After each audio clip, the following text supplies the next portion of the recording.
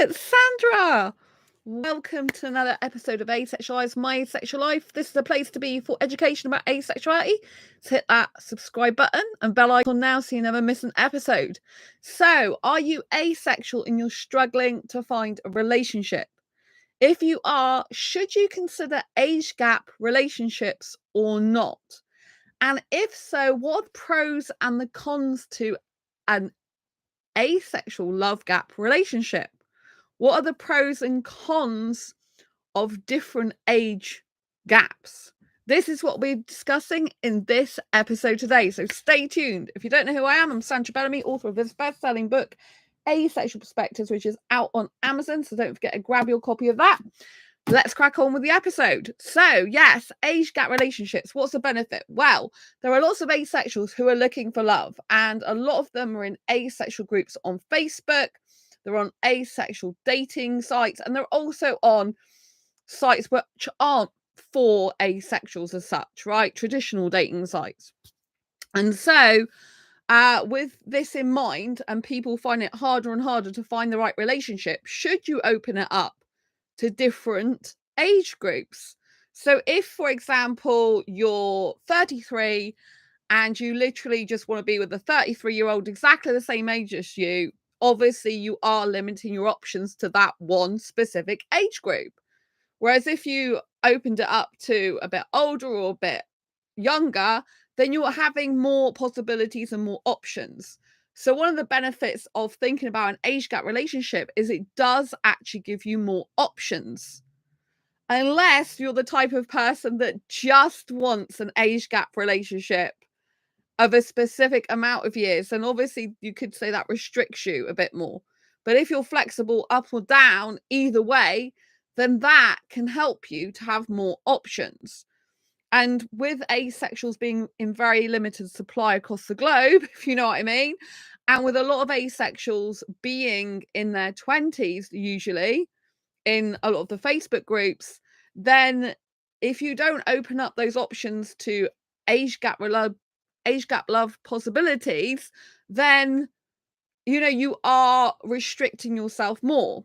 However, it is really important to know what you want, know what you're comfortable with, and know what you like. Because if you're just open to anyone and everyone, you're going to get a load of rubbish come your way. You're going to get all the people you don't want, not just occasionally some of the people you might do. So it's very important when you're doing dating or looking for a relationship that you know as much as possible what you want, and you're intentional about when you date and you get into a relationship.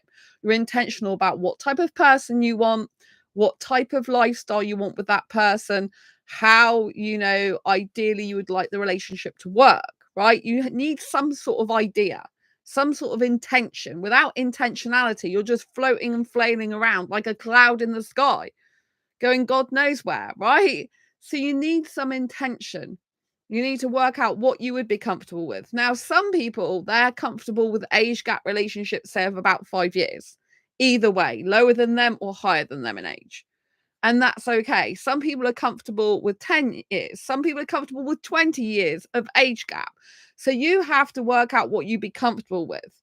But if you're, say, a woman in her 40s and you're getting a lot of tension from guys in their 20s or 30s, and you're like, oh, well, I've never been with a guy in their 20s or 30s. I've always considered like 50s and 60s or something like that. But actually, I do get on well with guys in their 20s and 30s. Then maybe you can look to actually have a relationship with a younger guy. Because why not? Why are you limiting yourself? So think about it. It's, if you feel repulsed about the idea of having an age gap relationship, I do not think it's for you, right? So I don't think you should be doing something that you're uncomfortable with, that you really repulsed by and you don't like. I think it's good to try different things, and then, the idea of the thing, put it on, wear it on your head if you like. Like, say I was with a person who was like 10 years older than me, how would that make me feel? Or say I was with a person 10 years younger than me, how that make me feel? These type of questions you can ask yourself and see how you feel. But what if the love of your life was older than you, much older than you, or much younger than you? Right? What if the love of your life was in another country and not where you live? See, I see time and time again asexuals that struggle where they live to find the right partner for them. And a lot of the time, as an asexual person, you're not going to find the love of your life just down the road. It doesn't work like that, right? You have to be willing to get out of your comfort zone and be willing to try different things and move or travel for a relationship, usually, if you're asexual. There are a few lucky ones, if you like, who do find their partner, but are they lucky? Or are they just intentional about finding? So I have a friend who traveled across the UK for 3 months to different asexual meetups until he found the love of his life, and they both got married to each other. Romantic asexual, sex repulsed. So, asexuals can find love with each other, but they didn't live together at first. They lived miles apart. He used to travel to see her, but he was dedicated to that. But do I know any asexuals in love gap relationships? Yes, I do. Right? There's a girl I know, is a Facebook friend of mine, really nice person, asexual. She's 25 years old and she's with a guy who's much older than her. I think he's either in his 40s or 50s. I don't know his exact age. But there's over 20 years difference between them as far as I know. And she posts pictures of him with her on Instagram and Facebook. And she says it's hard being in an age gap relationship, but she likes older guys. And so she doesn't care what people think. He's not asexual as far as I know. So that makes it harder, that dynamic.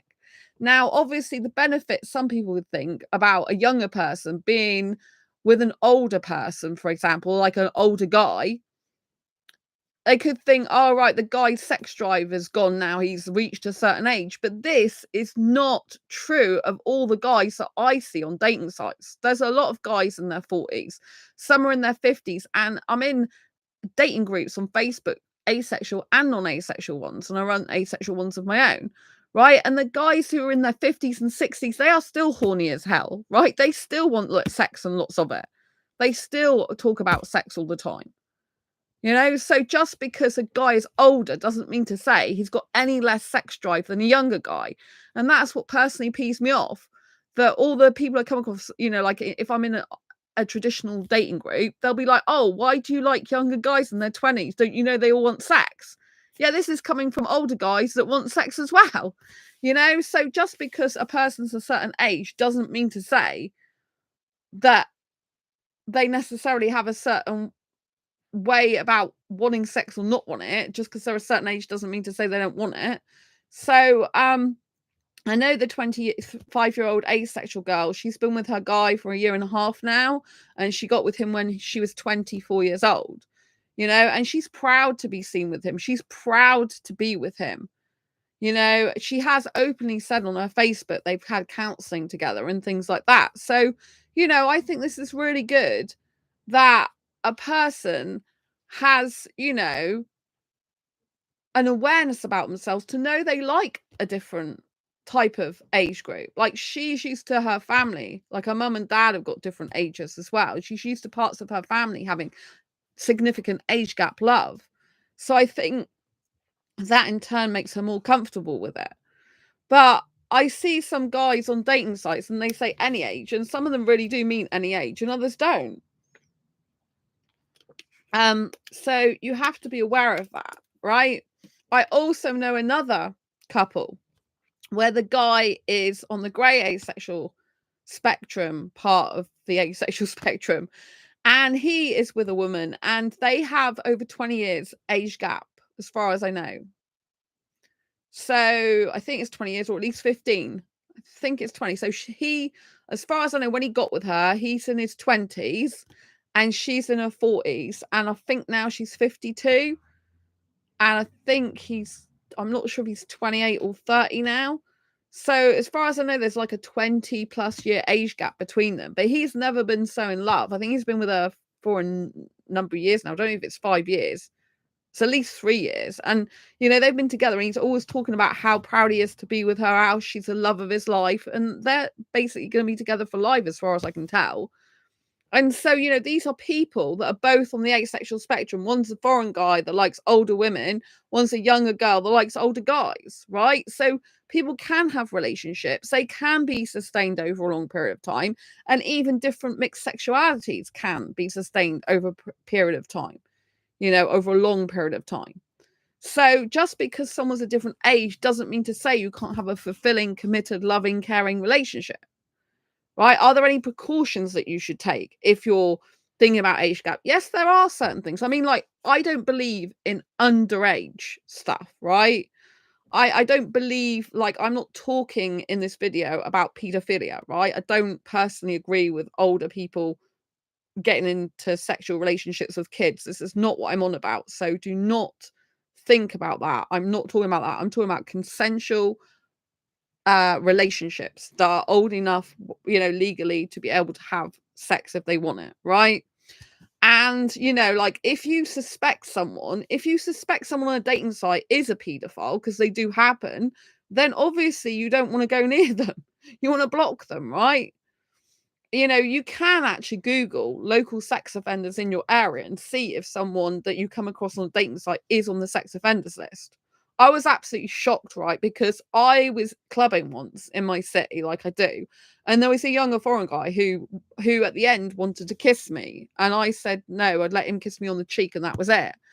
And he had said that he was Indian. He'd been in this country like 8 months or something. I think it was 8 months, 8 or 9 months. And he must have only been like 20 something years old, like really young. And it was time when COVID just hit. And my mum's like, don't you dare let anyone kiss you in a club because I don't want you getting poorly, which was really nice of her. So with this particular guy, it was weird because I was kind of trapped between these bigger guys. And I was like asking him, he seemed nice because he had this top on that was quite like playful, like a character or something out of a video game, that type of innocence, if you like. And he looked about 20 years old, maybe, because he'd only been in this country like 8 months. So I'm guessing he was like 19, 20 years old, right? And we were dancing together for just 5 minutes because he took me away from this guy, but it's kind of like he wanted to dance close to me and interested in me himself. And I was thinking, oh, I mean, I didn't want him to get me away from him because I wanted this guy. I just was looking at him to help me to like be more comfortable and get out this situation. So he started talking about he had money. And so when the lights went up, he was like, I've got money. And I'm like, I don't know what yeah, like basically I didn't know what he's talking about. He goes, I've got money, I'm like, yeah. He goes, I can get us a taxi. I said, I've got money for a taxi. I've already got a taxi booked. He's like, oh, and he asked me if when we walked outside, he asked me if he could come to my home. And I said, no, I don't like sex. I'm asexual. I'm not interested. He goes, oh, I don't like sex either, which I knew was a lie. He told me he's from Delhi, and from the asexual women I know in India, they've told me that Delhi guys are the worst for wanting sex, as in they want it all the time really badly, like hypersexuals. I don't know how true that is, but if I do respect Indian women and I do respect their opinions, and it's only a couple of Indian women that I've talked about, I think 2 or 3 women, and they've all said the same thing. So anyway, I said no to him. I absolutely refused him, and I was so happy I did. And then one day, I was checking the sex offenders register in my city, and the reason for this is, I don't know how to say this, but it was shocking because years ago, I used to have someone come to my asexual meetups, and this person was regular, and I was really upset and horrified to find out that he was a paedophile and that he basically come into the asexual community lying. And the only reason I found this out is because 2 of his friends, they were his friends at the time, found it out because they were teachers teaching kids, and they found out his real name and what he'd really been up to. And he used to be a counsellor, like a respectable counsellor in the UK. And then he went to jail for paedophilia. And and they showed me links to these articles about what he'd done to girls or wanted girls to do to him. It was disgusting.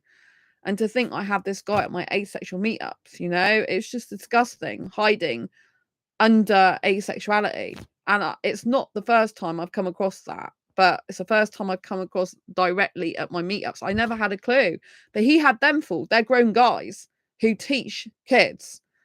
And they said he had them fooled for ages. I mean, they were friends with him for years, you know? And so it's horrible. And they told me this, and I was just in shock. And I felt so bad that I'd ever come to one of my meetups. I felt so bad that I'd ever trusted him. But, you know, in the last meetup, he'd gone into the trans community and was interested in trans women. But it seemed more like because they were vulnerable, you know, and having difficult times, that's how he could get into that community. So, you know, I just feel sorry for the people that come in, you know, that come into contact with him when he's not being honest with them, you know? And so I was in shock. So, you know, sometimes now I don't like doing it, but sometimes now I will look on the sex offenders register because I'm on dating sites and I'll see if there's anyone on them. And when I was doing some research for something, I don't know what happened, but I ended up looking for sex offenders in Exeter. And the guy, the young guy I'm talking about, at the nightclub, who asked to come back to my home, he was on the sex offenders register. He was. Like, the guy who was like 19 or 20, I don't know how old he was. And it said that he'd been working at a hotel and near the swimming pool, he was just harassing this girl all the time. And also he'd walked in the city. They got CCTV footage of them asking to go back to their home, you know, girls in the city. And I'm like, shit, I had a really lucky escape from him. But I mean, he was wearing like a sweet and innocent top. You wouldn't think he was a sex offender. But that's what sex offenders do. They go in the community and make out that they're fine. So obviously, if you are suspecting that someone's liking someone younger or underaged or being perverted or something like that, then do check out the local sex offenders register. Do Google their name. Do make sure it's the right name that they've given you. Do background checks on them. Do check out their social media, their Facebook, their Instagram and stuff like that, you know, and make sure they're legitimate. You know, but there are people who are legitimate. There are people that genuinely like age gap love, you know, and there are people that find their soulmate in different age gaps. And the reason for this is because one's got a younger soul and one's got an older soul. The younger person's got an older perspective, older interests, older soul, and the older person's got younger interests, younger soul, right? And this is how they come together, because if you're spiritual, you'll know that it's our souls that are having a human experience, and the soul is what lives on through time. So if you believe in reincarnation, if you believe in energy, if you believe in souls that live on forever, then you'll know that every time we come back into a different life, we have bodily forms, you know, we have skin, we have flesh, we have bones and all this lot. And this is us in a physical form on planet Earth. And that if you're spiritual, you know, you can come back again. But you can meet up with the person that you met up in your previous life, but you're different ages because one went through to the afterlife quicker than the other person. This type of thing, right? And so there is a logic to it in that way, if you believe in that. If you don't, there's nothing wrong with just having an age gap love if you connect, if you feel each other's presence and love and caringness towards each other. Right? It really annoys me when people just go, oh, you've got daddy issues or mummy issues. I hear this quite a bit from when I do research about age gap love. And it's like, someone doesn't have to have a daddy issue or a mummy issue to just like age gap love. In fact, for me, liking younger guys is the opposite, because I do not want to mother a guy at all. I don't want a guy like my dad. I love my dad, but I like a guy totally opposite to him in many ways. And I definitely don't want to mother a guy because I'm not interested in having children. I don't have that feel that I want to mother someone.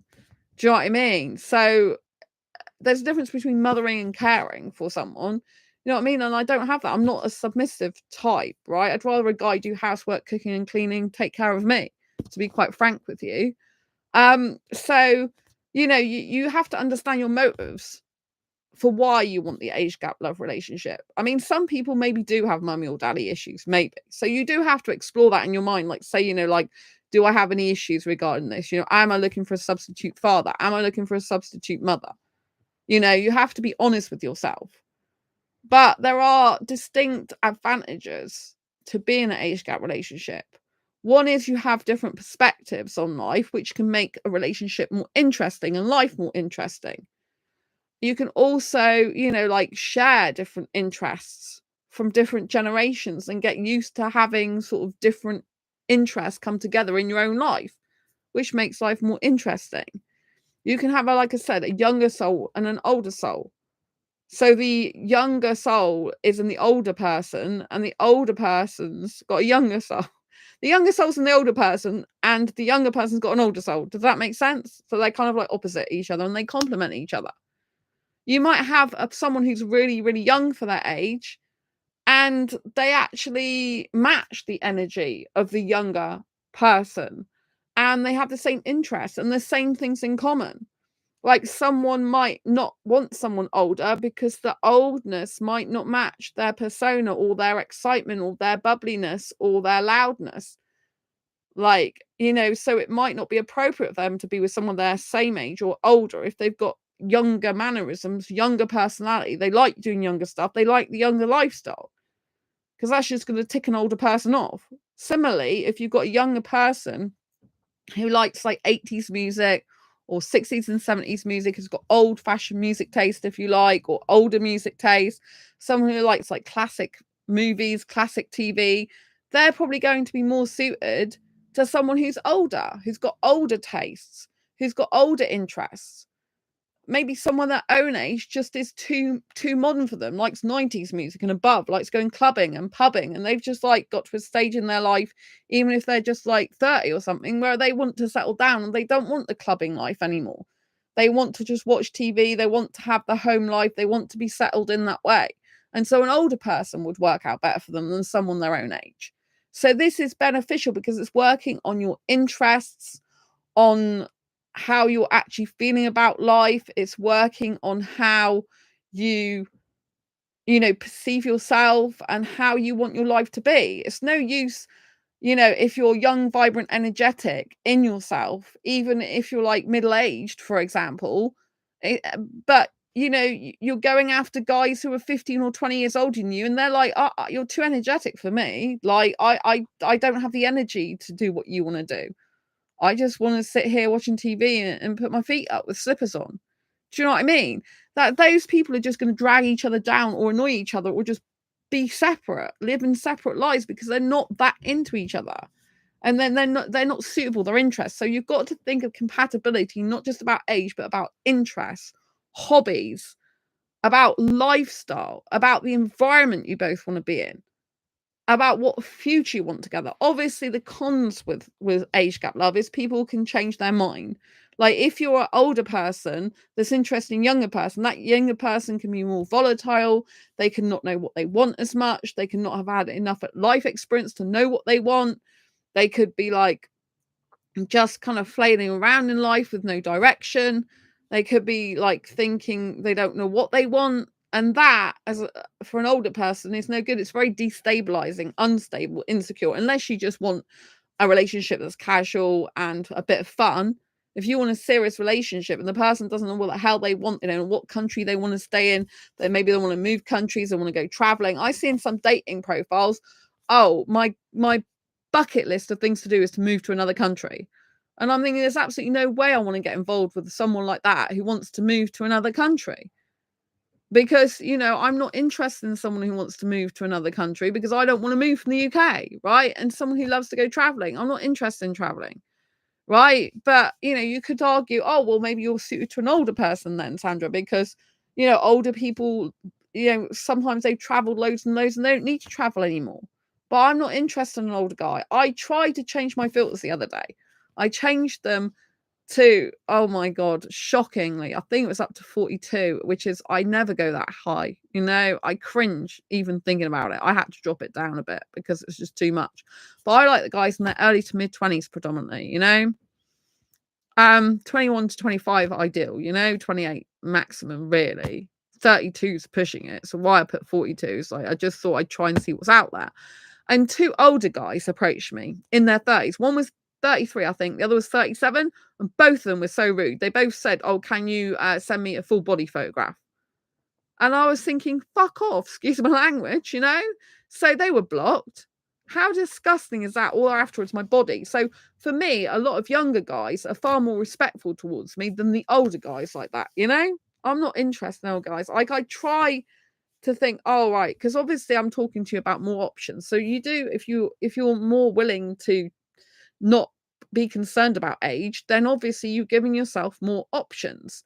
But there's no point in giving yourself more options if you feel uncomfortable or really repulsed by it. You can't be in an age gap relationship that you're not comfortable with. So even though I changed my filters, I just knew that it was making me cringe.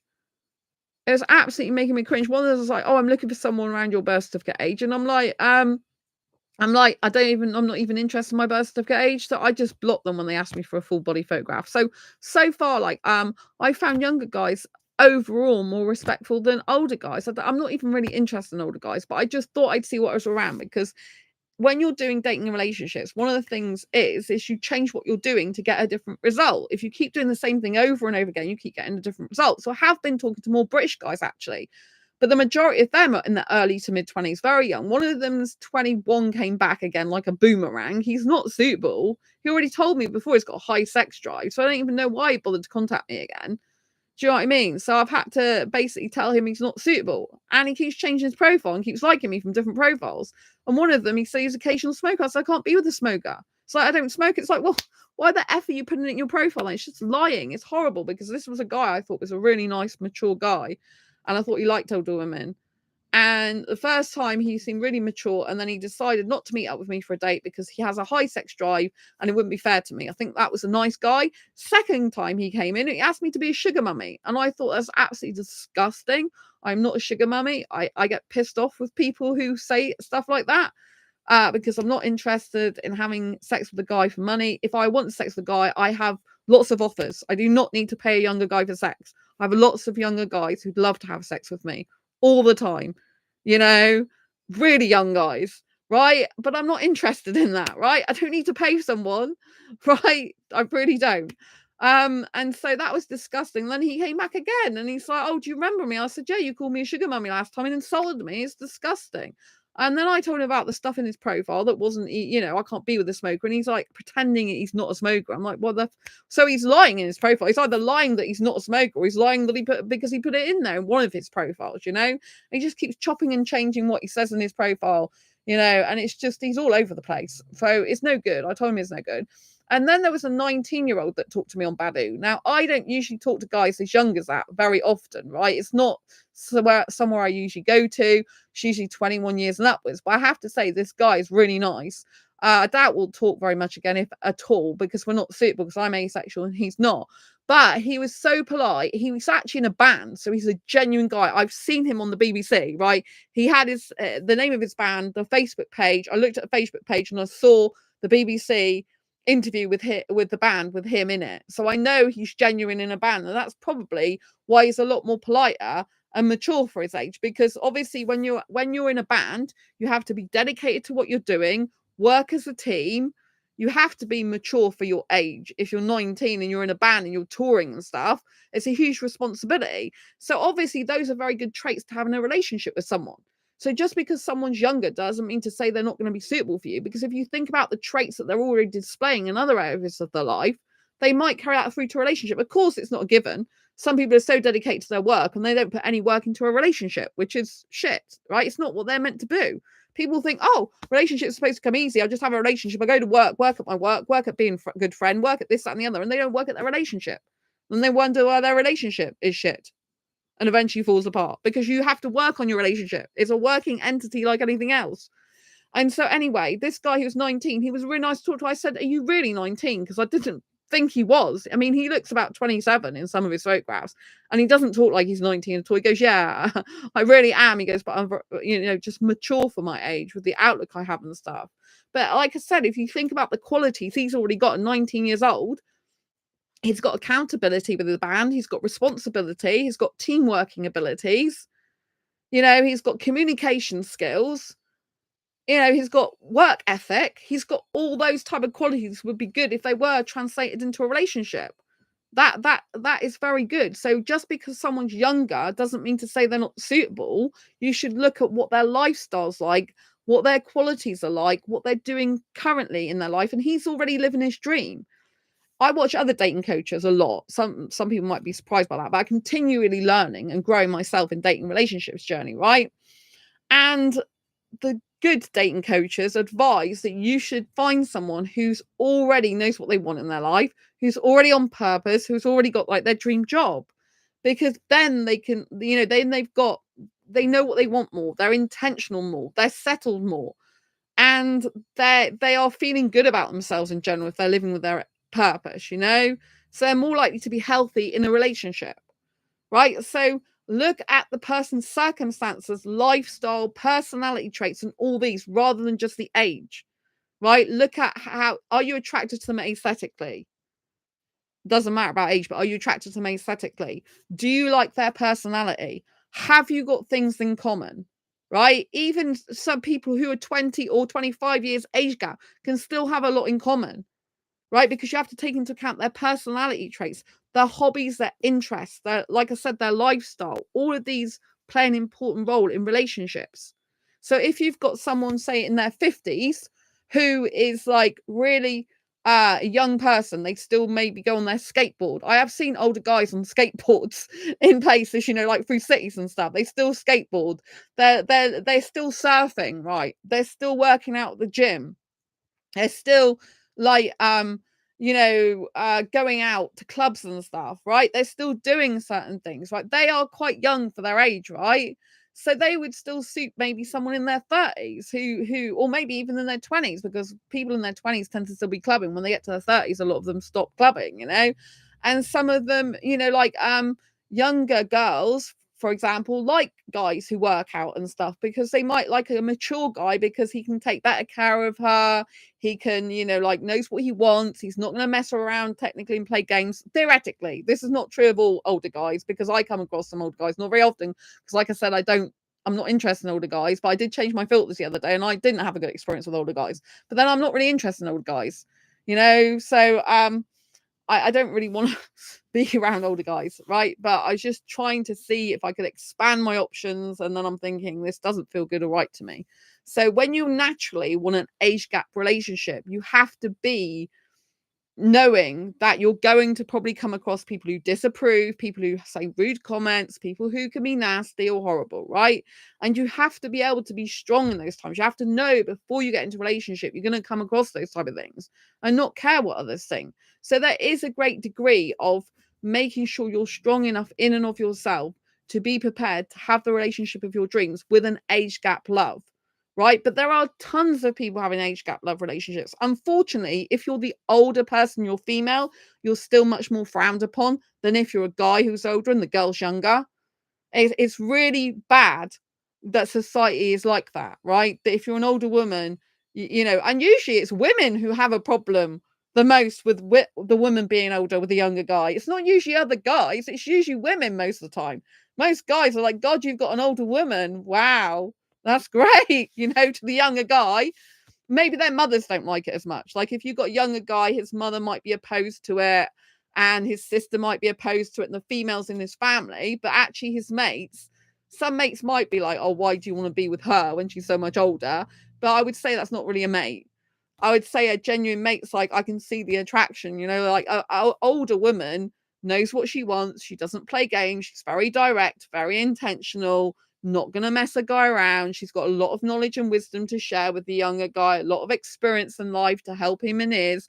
She gives him a more sense of groundedness and a sense of security and a sense of place in life. She's willing to listen to him and understand him. She knows more, usually better communication skills than girls his own age, and she knows what she wants, and she's bold and brave and courageous a lot more usually, because she doesn't give a shit when she reaches a certain age. She's like, I don't care what people think of me. Why should I care? I've already lived part of my life, and like life's too frigging short. Whereas a girl in their 20s might be like, oh, what do I look like with this makeup on? Do I need to do my nails? Do I need to do my hair up? What does my friends think of me on Instagram? Like, am I looking cool in this top?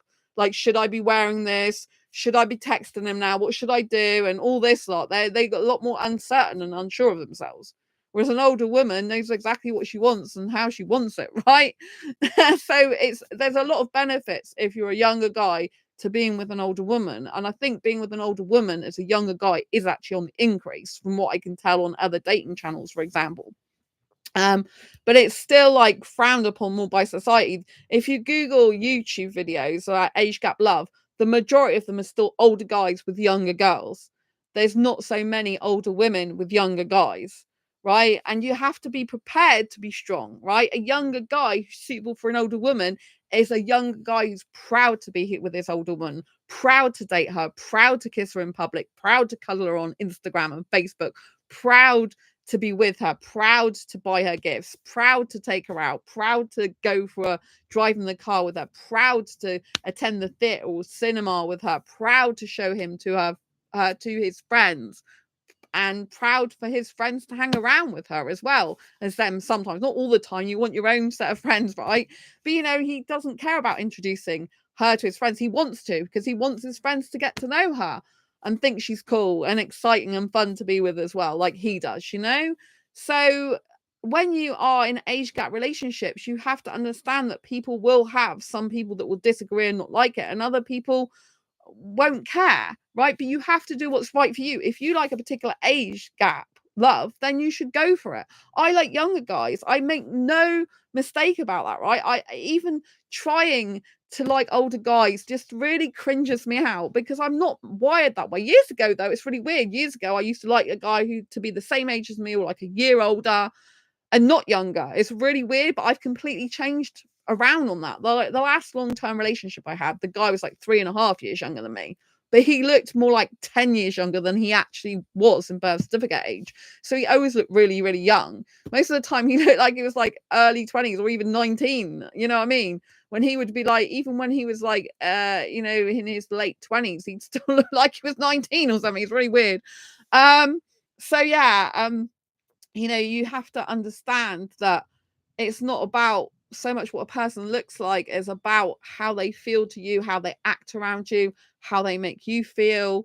And like if you are a person who's averse to a certain age, like averse, is that right? Or averse, like you cringe out at a certain age, then obviously I don't recommend going for that age group, because it's just going to mean you're uncomfortable. Like I come across guys who are really into older women, genuinely, and when I come across guys that are genuinely into older women, it's completely different to guys who just want an experience with an older woman, right? Guys that are genuinely into older women, they're respectful, they're polite, they specifically say, I like your age. Like the 19-year-old who's not suitable for me because he's not asexual, right? And he wants kids in the future, right? So, but he was really respectful. He was asking about asexuality and saying, oh, I've never spoke to an asexual person before, tell me more about that.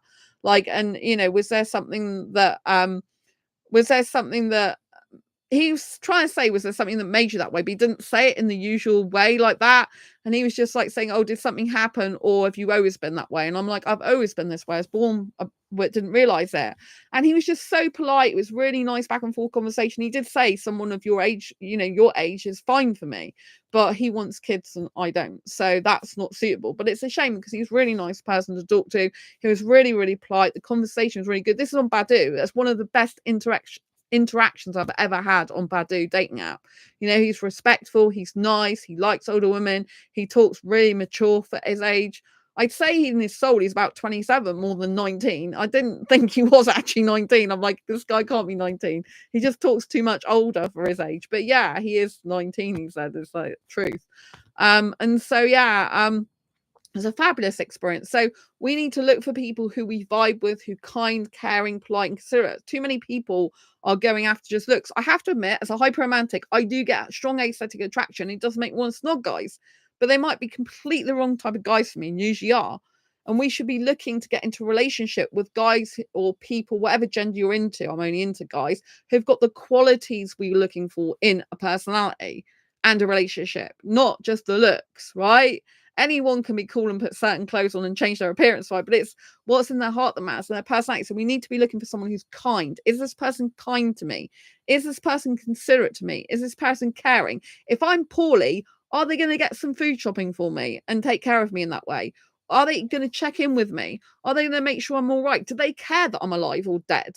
Right? These are actually the nitty-gritty questions that you should be asking yourself, which is not talked a lot about in dating. Like, could you be in a relationship and fart around them. Like, we're talking about pass and win, you know, we're talking about the disgusting stuff that no one talks about, right? Could I burp around this person? If I had indigestion, would I be okay? If my bum smelt weird, would I still be okay around this person? Do they love me free? Could I share anything with them? You know what I mean? Would they go and get my sanitary towels for me if you're a woman, right? Or got female parts, right? You know, you know, the nitty gritty stuff of everyday life. Like, if I was really on a ventilator right now, or was in hospital seriously ill, would this person visit me? Would this person bring clothes for me? Would this person be able to look after me? Would this person clean my home for me? Would this person, like, I don't expect a person to cook and clean and stuff for me all the time, but I do have my best friend does cooking and sometimes for me, and they do cleaning a lot for me and stuff like that too. We're not in a relationship. He likes guys sexually, so we're not suitable like that. But he's amazing. He takes really good care of me, and I would expect nothing less than a guy I get into a relationship with. Like, they've got some living up to do to his level, because he's amazing. He's a really, really incredible person. He does my food shopping when I've been poorly. Like, I've been poorly, as you know, recently. I'm still not well. I'm able to do this, but I was still coughing some stuff up today. So, you know, he did all my food shopping for me last week. And, you know, that's someone who really cares about me and loves me as a friend. That's someone who wants me to be well. He's like, you know, he's offered to do it again this coming week, because I've been very stressed lately, which is probably not helped and probably contributed to some of my problems that I've currently got with skin rashes and stuff. And so I'm trying to de-stress at the moment, and he's trying to help me to do that. And someone who loves and cares about you, whether that's a friend or in a relationship, right? They will want to make you happy. They will want you to be healthy. They will want you to feel safe and secure and cared for and de-stress. They will want to take away your pain. That's the difference. If you're with a guy and the guy doesn't care about you, he doesn't check in on you, he's not in your message inbox saying, like, how are you? What can I do for you? Like, he's not traveling miles to come and see you and just like look after you and stuff like this, you know, if you're struggling. Like, I have 2 disabilities. I don't hide them, you know, and so I do have fibromyalgia. It is hard. It is shit sometimes, you know, and sometimes I am in a lot of pain, and sometimes it's hard. It hurts standing up, cooking and cleaning, right? And I need a guy who's like caring, who doesn't expect me to cook and clean for him when I can't even really do it much for myself, and it blooming what hurts me. You know what I mean? So you've got to have someone who's loving, caring, kind, understanding. I've had guys interested in me, but where are they when I'm sick? Are they in my inbox saying, I'm sorry you're poorly, let me help you? Like, what can I get you? Like, I don't expect to come in your home. Like, tell me what you need. I'll bring stuff to your door and stuff like that, or whatever. You know what I mean? Like, I don't have I have my best friends like that, but like, he doesn't have a car. My best friend comes like an hour and a half each way, hour and a half to 2 hours it takes him on the train to get to me. And then he'll do my food shopping for me. Go the other day, because I was contagious, he didn't come into my home. He just took my shopping trolley. I had to disinfect it, leave it outside my door with my keys and everything. But I totally trust him, you know? We have such a trusting friendship, right? I do trust him with my life pretty much. And so that's been over a period of years. I've known him now since before 2018. So I actually met him on an asexual dating site, because he thought he was asexual. He is asexually attracted to women, but sexually attracted to guys. So that's why it's kind of hard for him. But he doesn't class himself as asexual anymore, because he realized he was sexually attracted to guys. And if you're sexually attracted to anyone, whatever gender, you're not asexual because you're sexually attracted to someone. But in terms of like the way he feels towards women, he gets aesthetically and romantically attracted towards women. So it's like well, it's actually pan romantic, if you like, because he likes trans people as well. So yeah, he's like pan romantic and homosexual, if you like. So you know, it gets quite complicated, but you know, it is what it is. But I'm amazed that I've got him, you know, as my best friend, and I love that. And whatever guy comes my way, I always say to the guy, you know, look, I do have a best friend, and he takes really good care of me. But my best friend's like, I would expect if a guy gets into a relationship to look after you like I do, you know, because I would expect he would love you like that, and he would be caring and kind, and you know, would do the things I do for you now. A lot of them he would take over and do those things, because you know, that's what a partner's meant to do if they love someone in a relationship. You know, I realize that obviously I do have disabilities, but a guy's got to know that I come with that, you know, it's part of who I am. But he gets an amazing personality, right? Quirky personality, far out personality, and my intellectual stimulation and my kissing stimulation and my emotional support. So I'm not so good with physical things, you know, like cooking and cleaning. It's like, no, I'm not good with that. But I can give him a lot of like emotional support, understanding, caring, kindness, all that lot. So, just because you have disabilities doesn't mean to say that you're not good to be in a relationship with. You just have to be upfront with the person about what you can and can't do and what your limitations are. Because obviously if someone's got a disability and it does affect them and put limitations on them to a certain extent, you've got to be open and honest about that in a relationship, right? Because some people are in wheelchairs and it's not like they can just come and take off and look after someone else when they're in a wheelchair and they can't look after themselves maybe outside of that wheelchair. They have to have the wheelchair. Then it's not going to be practical for them to come and like start lifting someone up if they need help to care for because their legs have gone or stuff like that. Although some people can lift people on their wheelchair and things and have them on their lap and stuff. Do you know what I mean? But I'm saying there's certain situations where even if you love someone, you can't do stuff for them because it's not practical for yourself, especially if you've got disabilities. So if there's an age gap love there and you have got people, two people who've got different disabilities, you have to see if you can work together and if it would work in the relationship or not, or someone's disabled and another person's not, you have to take them things into consideration. But age gap love should be focused on how you feel inside, like what your soul feels like, what your soul needs, what you need. And if you look at age gap love videos on YouTube, I do that quite a lot because I am into age gap love. Then you'll notice that some of them, they just there's a younger person and they just like older stuff, and then the older person's like really young for that age. And so that's how they can work together because it's how they naturally are, regardless of what they look like and their birth certificate age. And I think, like I've said, there's two asexuals I know that are both in age gap love relationships. They're having those relationships. One, I think, has been with for 5 years together, a partner, over 20 years age gap, as far as I know.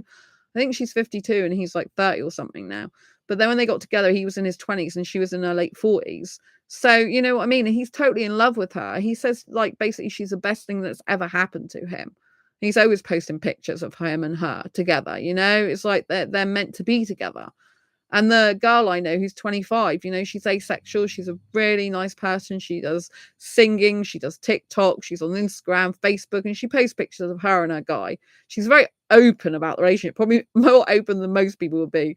Like, she's like, oh, we've had some problems, so we've been to counselling. It's always harder in an age gap relationship, I don't think it is always harder, actually. I think it's other people that make it harder. I do think it depends, if you've got a strong person who agrees with age gap love and you're in the relationship with that person, they don't care what people think, then I think it's not so bad. But you'll always have some difficulties if their family doesn't accept you.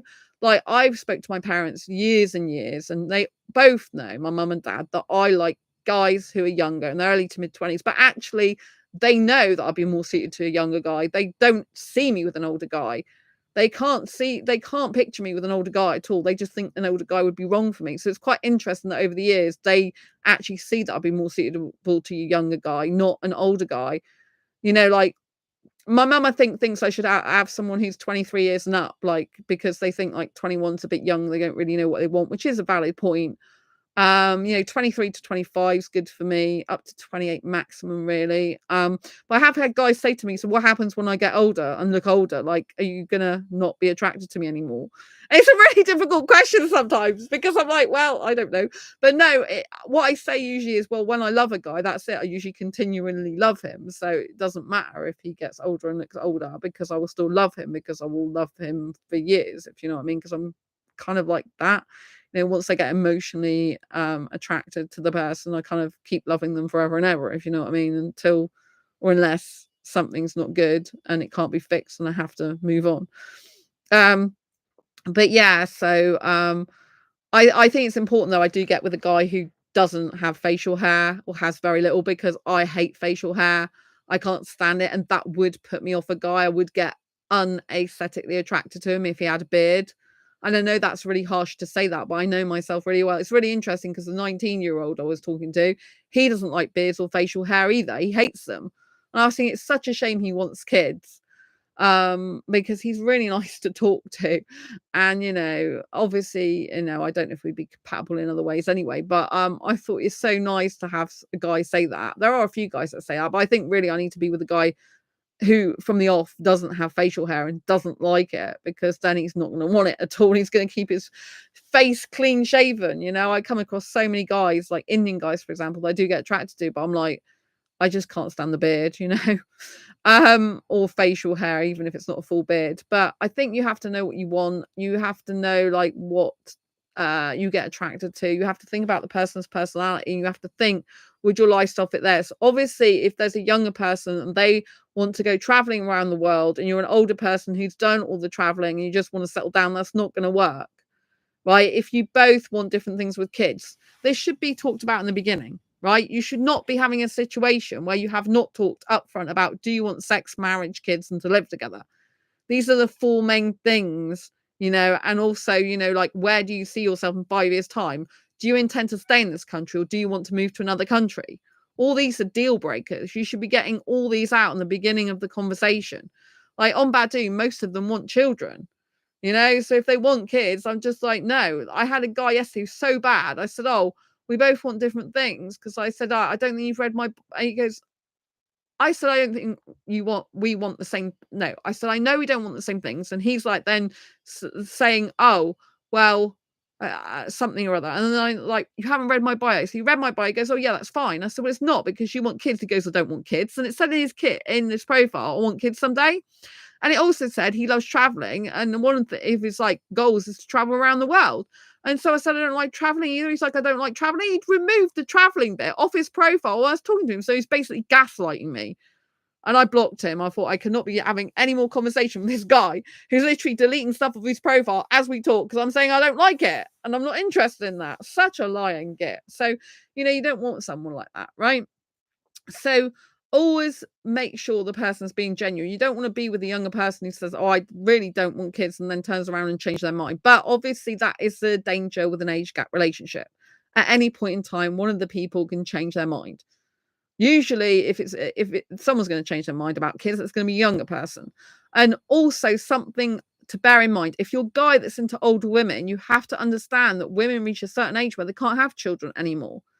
Or they've got children of their own and they don't want any more, or they never wanted kids in the first place. I come across so many younger guys who say they want children, but yet they like older women.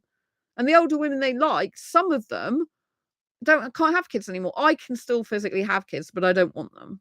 I don't want to adopt either. Obviously, adoption is another option for people, all this type of thing, but I don't want that, right? And so if you're a younger guy who's into older women, you have to bear in mind and think about where she's going to be at the stage in life when you approach her and talk to her. You can't just think, oh, right, I like older women. So say a guy really likes much older women, like 50s and 60s. Most of those women aren't going to be able to have children anymore physically. And if you're looking to have kids, you want someone who's in their 50s or 60s, you're going to have like a hard time trying to find someone like that. So you have to really be thinking, like, is it more important that I have an older woman who I can like vibe with, who I feel more confident and comfortable with, who knows what she wants, who's secure in herself, and have that relationship with that older woman specifically? Or is it more important that I actually have children and then go for a bit younger woman, like 10 years younger or 20 years younger or something? Like, what is it I really want? And I think if you're a younger guy that likes older women, you really have to be asking yourself this. You have to be asking yourself and putting yourself in the position of the older age group of women that you really like.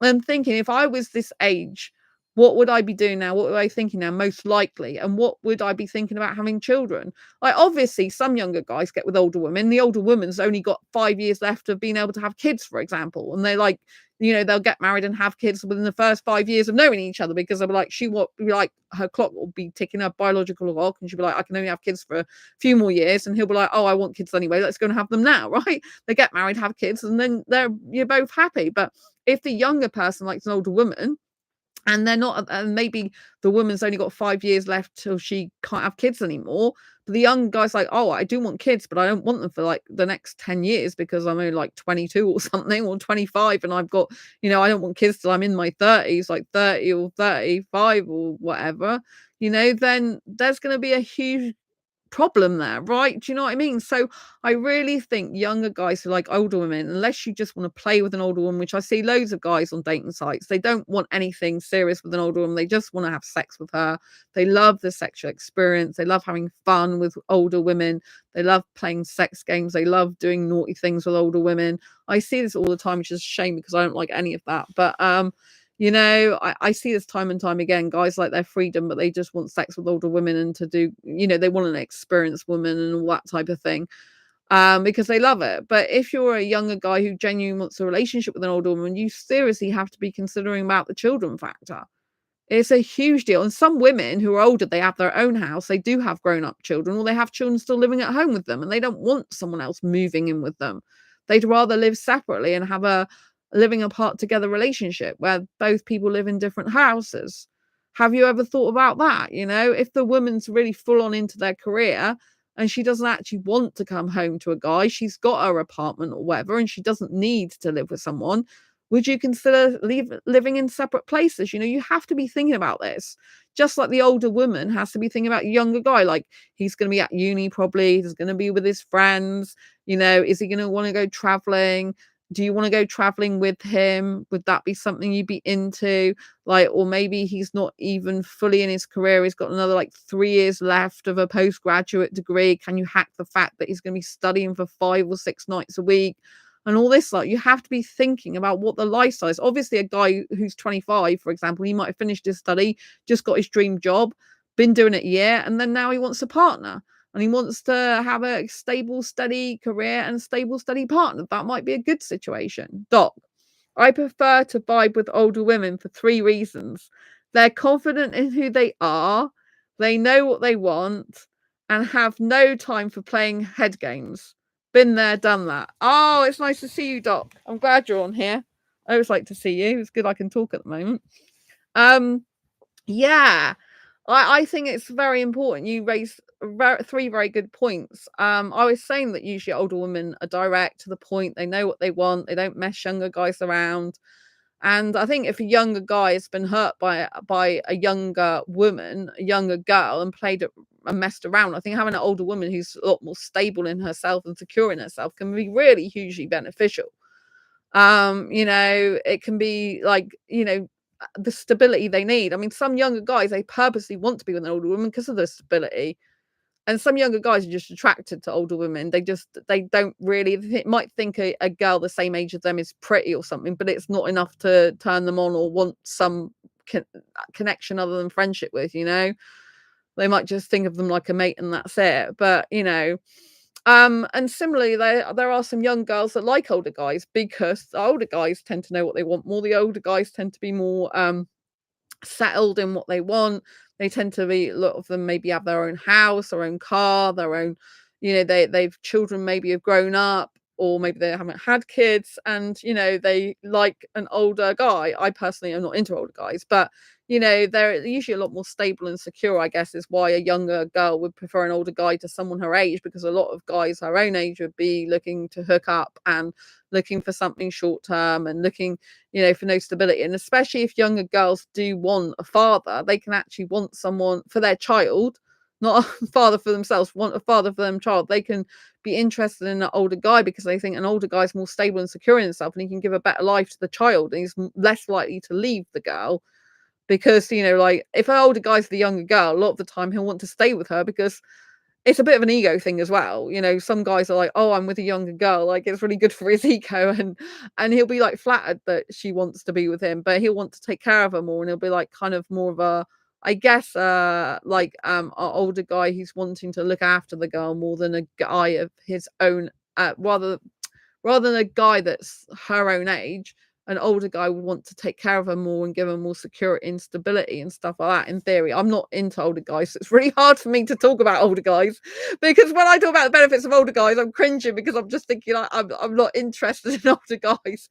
But I'm going off the videos that I watch where there is age gap love and where there's an older guy. A lot of the time, the women prefer the older guy because he tends to be more mature, more secure in himself, knows what he wants, provides greater stability for her. If she wants kids, she wants a stable father for her baby. So usually by that time he's learned his life lessons and he knows what he wants more, and he's more sure of himself, and he can look after a kid better than someone her own age, when the person their own age is still very much into hooking up with other women and stuff. There's no kind of stability or strength there, and a kind of an older guy can like give her some sort of like an older guy could give her some sort of mentorship. I'm kind of not totally into like the idea of an older person giving mentorship to a younger person, because to me it's like, that's not an actual partnership as such. It's kind of like an imbalance.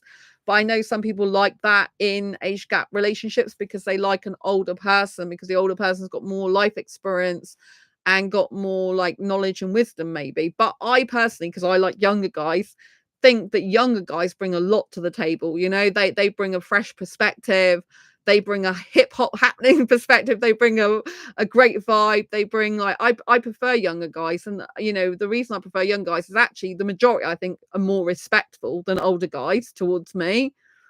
The majority I just vibe with better. They speak my language, I speak theirs better. I'm interested in a lot of the same things they're interested in, like the places to eat, what to watch movie wise and stuff like that. Obviously, some of them are a bit too old for me. Some guys are like 25 and they like adult 18 plus films, and I'm like watching Disney stuff and that. But so yes, I met an asexual guy on ASAP who's 25 years old, and he said, you'd be too energetic for me. Like, my friends would like you, but as you're asexual and not sexual, then you'd be not compatible with them. But you're just too energetic for me. He's like 25, but he prefers older, as in an older person to be older, if you know what I mean. And I was just too young for him. He's like, you just got too much energy for me. So for me personally, I have a lot of energy. Obviously, I don't have as much when I'm poorly. Like, I've been really poorly lately. I'm still not over that. So I'm still de-stressing and taking some time out. And I did cough some stuff up earlier. So, I have to be careful about how much streaming I do at the moment. But when I can, it's good to be here with you. And, for me personally, the younger guy, I just feel like I'm meant to be with a younger guy, but maybe I'm meant to be with a British younger guy rather than a foreign younger guy who I keep going after. If you like, I'll keep pursuing like foreign guys. So I am talking to more British guys now who are in the early 20s. So it's very interesting. The good thing I like about British guys is they don't really care so much about what their parents think. They don't have to ask their parents' permission to be with a girl.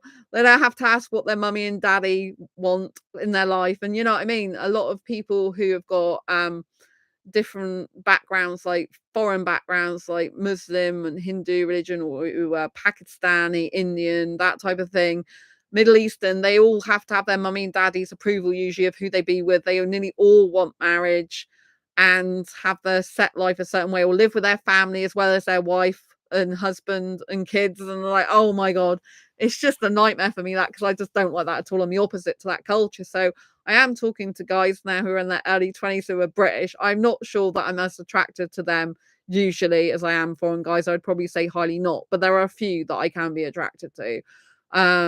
So yeah, I'm giving that a go, but that is a bit weird for me. I haven't actually been on a date with a British guy. The last British guy I actually was involved with in a relationship, I think it was 2019, I think. And that was weird at first because I hadn't kissed a British guy probably for years. It was really strange. I do, like, overall feel that I'm meant to be with someone who's Indian, so that's kind of hard for me thinking about British guys. But I do like the fact British guys, like, they don't care what people think as much. You can snog them in public and they really don't give a shit a lot of the time. You can hold their hand and, you know what I mean? It's kind of like, different. So I think you have to, as well as looking at the difference between age gap, you have to think about what type of ethnicity you want as well, and what type of characteristics you want in the person. And so you have to take the whole complete package of who someone is, not just their age. But I don't think you should let age hold you back. I think if you're asexual and you're attracted to older person or younger person, I think you should go for it. I don't think you should care what people think, because I think the more options you have, the better. And I think if you want to be with someone in your life, you should be with them and not worry about what other people think, because life is too short, and the love of your life might be someone who's got a distinct difference in age to you. And it might be someone who lives half around the world, halfway, I can't even speak at the moment, halfway around the world from where you are, right? And you might miss the opportunity of a lifetime because you haven't even considered about moving. I personally don't want to move from the UK. I absolutely love it. I don't fly on a plane. And so I'm really not interested in going abroad. So I know that. And that is a deal breaker. If a person wants me to move abroad with them or go and be in a relationship abroad, I can't do that.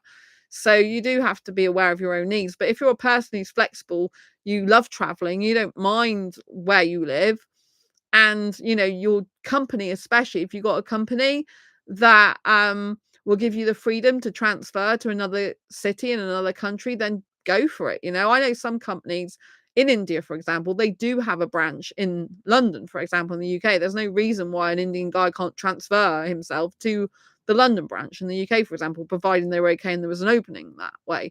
You know what I mean? So you can think of some possibilities. If you rent as well, it's a lot easier to move. If you've got your own place, it's a lot more difficult. But if you rent and you're flexible in moving, then why not think about being with someone halfway around the world? Why not think about moving? Why stay static and stuck where you are if you're not even really happy where you are? You're not bothered about being where you are. If you're settled where you are and you've got friends and family, and you really like the area and you feel good, and all you haven't got is a partner, then yes, the partner and love of your life might still be halfway around the globe, but maybe you don't want to leave that situation because you've got everything else that's great.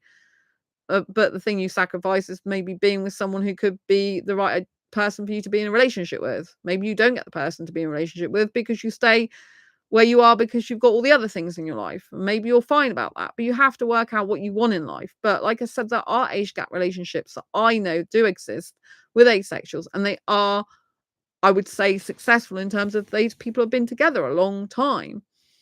And it does broaden your horizons and give you more options if you can consider age gap relationship. But I think you have to really be into it.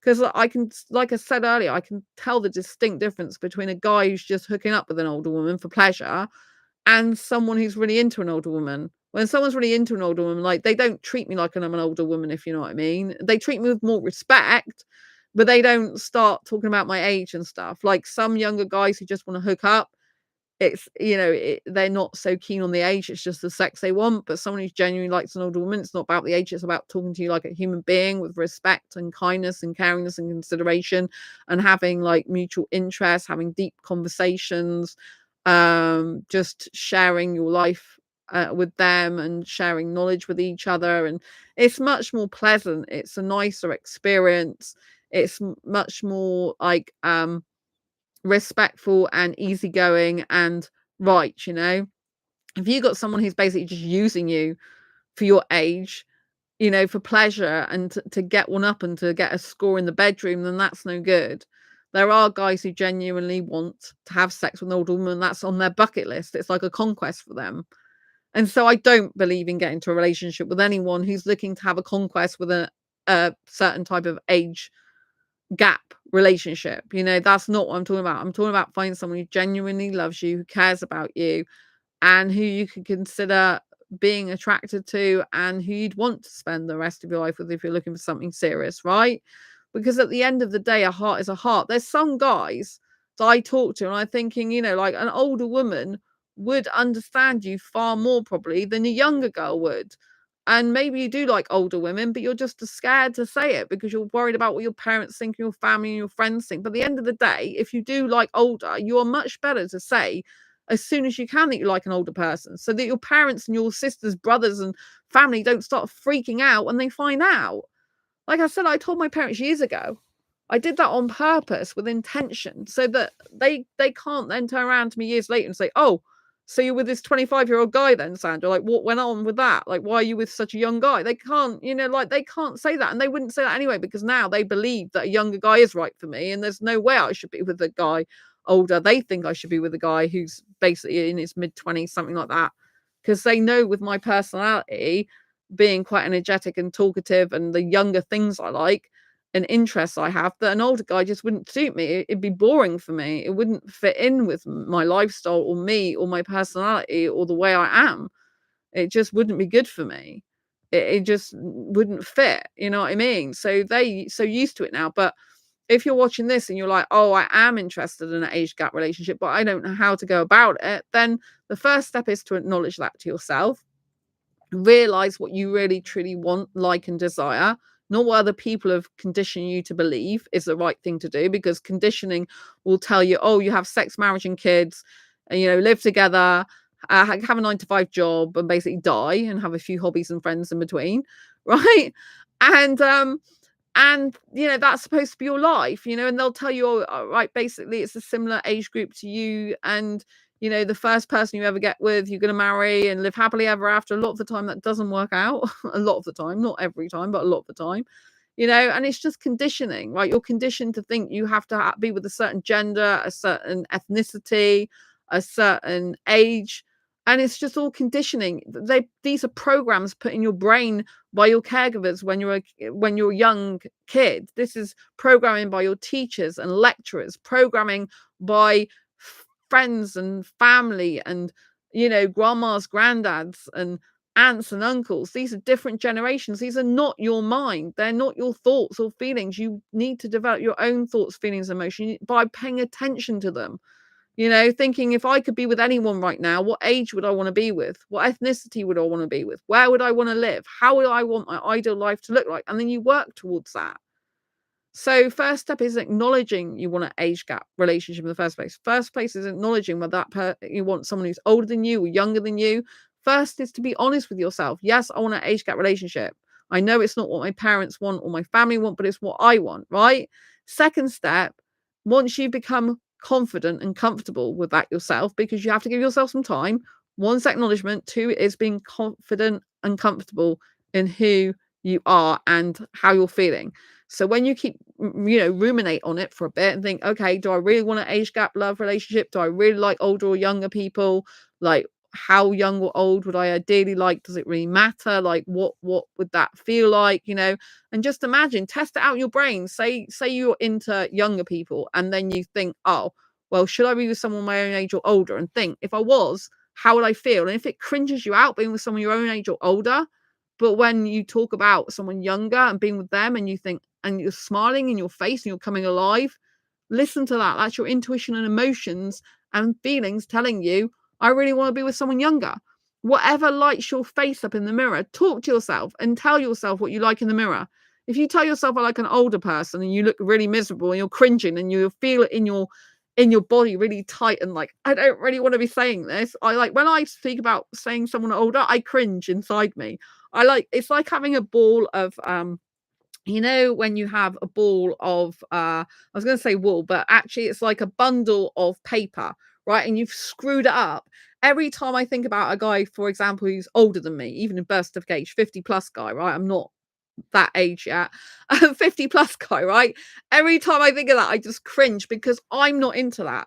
Like, someone who's in their 20s, for example, might love a guy who's 50 plus, right? And that might be their dream guy, right? Everything they've ever wanted: security, stability, knows what he wants, can give her the life she wants. She might love that. But when I talk about it, I'm just cringing because I'm not into older guys, right? So listen to yourself, listen to what your mind is telling you, listen to what your soul is telling you. Your body can tell you a load of different things, right? Because if you're not asexual, or you've got a really high sex drive, and you're just lusting after people, then that can cloud your judgment, right? But you want to sit down with yourself, you want to spend some time with yourself, look at yourself in the mirror and look at your face, and go through different ages. Like, would I like to be with someone this age, that age, that age? And look at your face. Your face will tell 1,000 words. It will say whether you really like that age group or not. Like, when I talk about guys like for example, 21-year-old or 23, talk about a 23-year-old Indian guy who's super into me, and that look at my face, it starts lighting up. And like, he's got short brown hair, and he's clean shaven, and he's got beautiful hazel eyes, and he's got such good skin, and I just love him to bits. And then if I talk about an older guy, I'm just like, even the word older, I'm starting to cringe, and my face is starting to screw up, and I'm just like, you know what I mean? So feel yourself, feel your emotions, feel into who you are. So stop listening to what society says, your family, friends, and other people around you think, and start listening to yourself. Listen to how you feel in your body, in your face, in your emotions, and sit with that. And then once you become more and more comfortable and confident in that, and you keep saying this to yourself, like have a conversation every day for 3 weeks, for example, and say, look, check in with yourself, like, how am I feeling? Older, younger, older, younger, older, younger, older, younger, right? And lean into that and have these conversations, right? Take some months, even if you need to, and keep asking yourself, like, do I like older? Do I like younger? And feel your body, feel what those different feelings feel like. Picture yourself as someone older, picture yourself as someone younger. Like, what does your face feel like? What's your expression? Are you excited and thrilled? Or are you thinking, oh my God, crikey, oh, it's cringy, right? So once you've done that, become confident and comfortable, then you need to tell your family, tell your immediate family, start telling your brothers, sisters, parents, then go to your grandparents or whatever and expand and tell your friends. So it's usually your immediate family first, then your friends, and then like more relatives. It doesn't really matter so much what relatives think if you're not living with them, right? But the sooner you tell people the age group you're interested in, the sooner they can get used to it.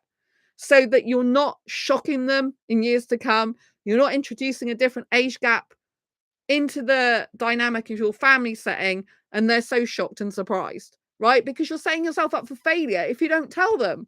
It's no good waiting till you found someone. Just tell them. Like, say, I'm into younger guys or I'm into older guys or whatever gender you're into, right? So just let you know, mum, I might bring an older woman back. She might be the same age as you or older, just to give you a heads up, right? But I want you to still respect her and know that I like older women, right? It's no disrespect to you. I just want you to be cool with it, right? Because that's what I like and that's what I'm into, right? And you're going to see me dating older women. I want you to be cool with it, mum. Are we cool with that? If you're not, like, have a chat with your mum, talk to her. So it's not going to take the love away I feel for you, mum. But, I think of you as my mum, but I'm just into older women on a romantic level, right? Like, and you might find that strange and weird, but that's the way I am. And the sooner your parents and your siblings and people around you get used to it, and they know that that's the way you are wired and that's how you are, then it won't be such of a shock and surprise when that happens years later, and they'll have got more used to the idea, right? It won't be like dumping it on them. One of the worst things I see is people just unexpectedly dump it on their family. Like, oh, by the way, I'm with like someone who's 25 years older than me now. And this just sends ripple waves across the family because they think something's wrong. They think something's wrong. There's some sort of manipulation going on, some coercion. They think, that something's just completely out of place and something bad's happening. But if they already got used to the idea that you're going to be with someone that's like much older than you or much younger than you, then they wouldn't think much of it. They'd be like, oh yeah, they're just like doing what I thought they'd do because they've told us for years they're into younger or older people. It wouldn't be much of a big deal to them. It wouldn't be their brains thinking, oh, this person's got bad intentions for them. This person's not right for them. I mean, they might still think that if the person comes across as they have got bad intentions for you or not, right? But in general, they're going to be able to accept it more. And they're not going to think something's dreadfully wrong. Whereas if you're a younger person, for example, who likes older person by even 20 years or something, and then you get to that stage, that person might think the older person's trying to coerce you into it, or something's wrong because it might surprise them and shock them. Oh, this person's 20 years younger than 20 years younger, 20 years older. You're 20 years younger than them, for example. Say you're a girl and you like older men, totally opposite to me. But say you're like a 20-year-old who likes guys in their 40s, for example, right? Then there's going to be a huge age gap there, right? But if you start saying like when you're 16 or 18 or parents, I like older guys. I just thought I'd let you know that.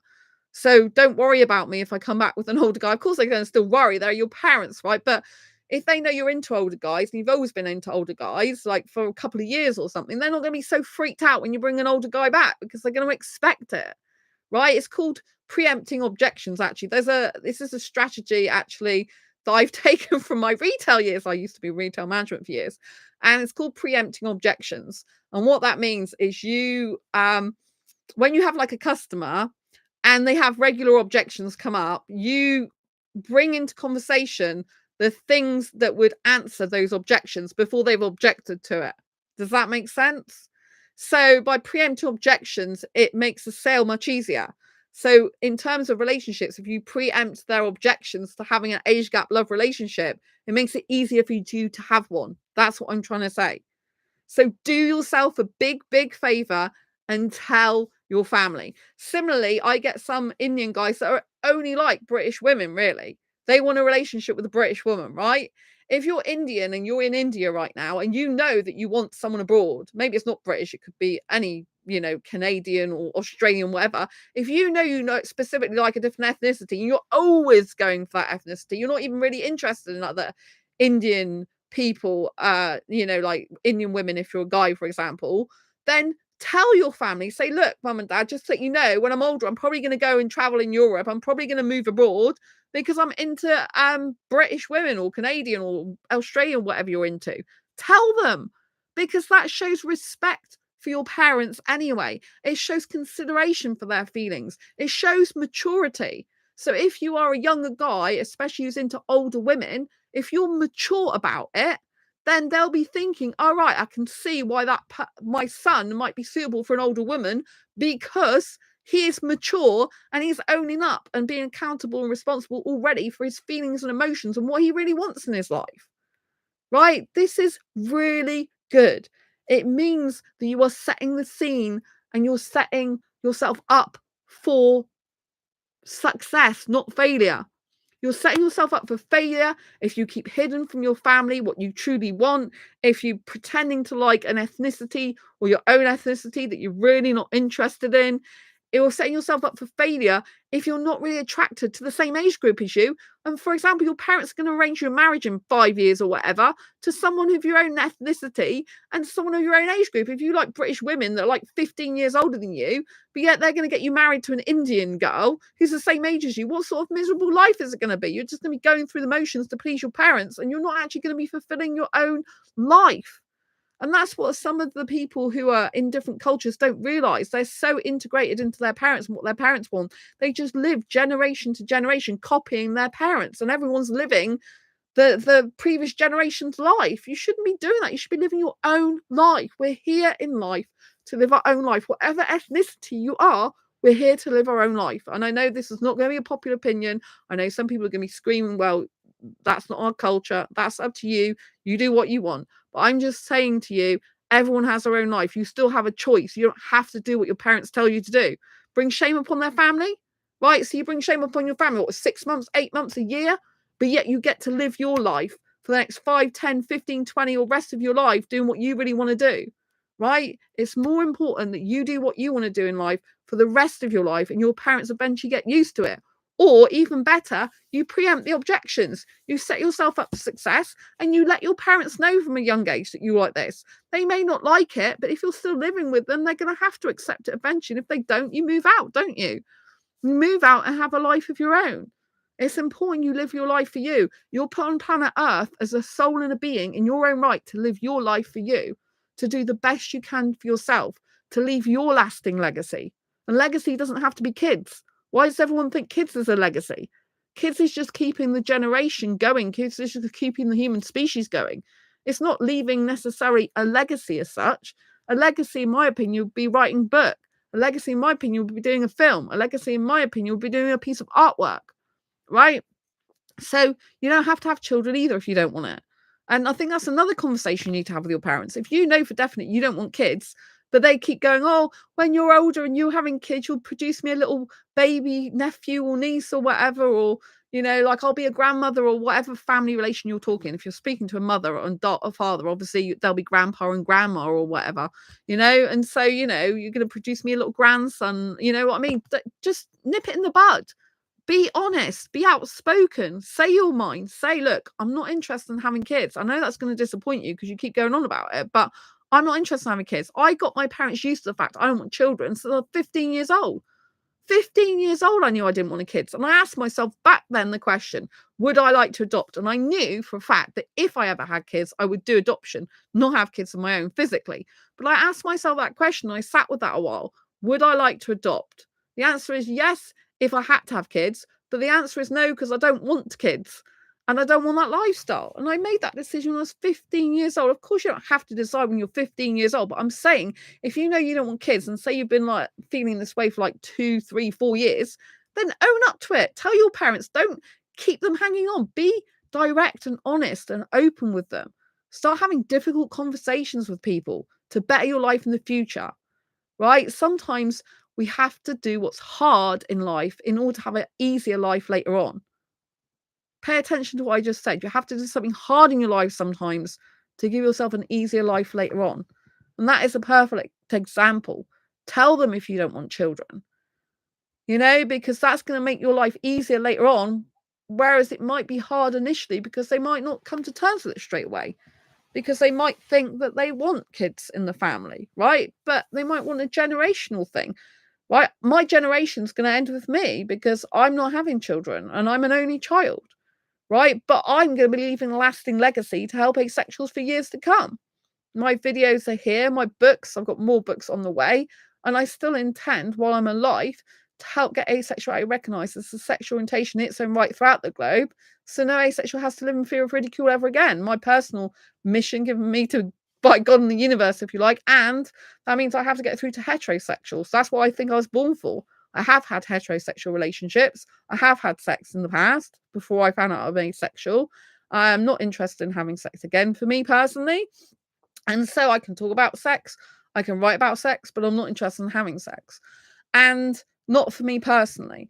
And so, I just want you to know that it's okay to be who you are. It's okay to have your own feelings and thoughts and emotions. And it's okay if you don't want kids.